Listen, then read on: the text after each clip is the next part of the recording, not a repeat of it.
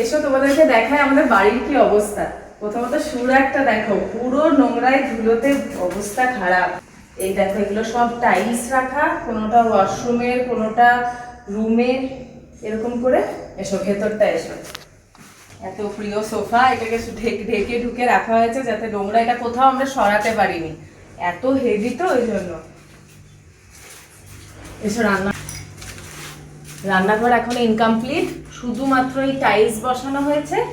আর এখানে গ্রানাইটটা দেওয়া হয়েছে এই সিঙ্কের পাশে, কারণ কি এখানে আমরা একটা ফ্রিজ রাখবো, তো যেহেতু ফ্রিজে যাতে জলের মানে ইয়েটা না লাগে ওই জন্য এখানে। আর এখানেও এখনো কাজ বাকি আছে। এখানে আমাদের গ্রিল, এখানে গ্রিলটা ছিল না, এই গ্রিলটা আমরা বসিয়েছি। এখানে এখনো আজকে কাজ বাকি আছে। আর রান্নাঘরের এই অবস্থা, ওপরে মডিউলার কিচেন হবে, নিচেও হবে সব কাভার্ড, এগুলো এখনো কাজ বাকি। ব্যালকনিটা দেখায় ডান। এইদিকে টাইলস, তারপরে এইদিকে এগুলো সব আমরা টাইলস বসালাম।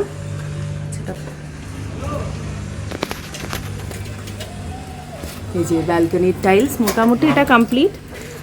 তারপর এই রুমটা আমাদের বন্ধ, এই রুমে আমাদের সমস্ত জিনিসপত্র রাখা আছে, সব খাট ফাট খুলে রাখা আছে।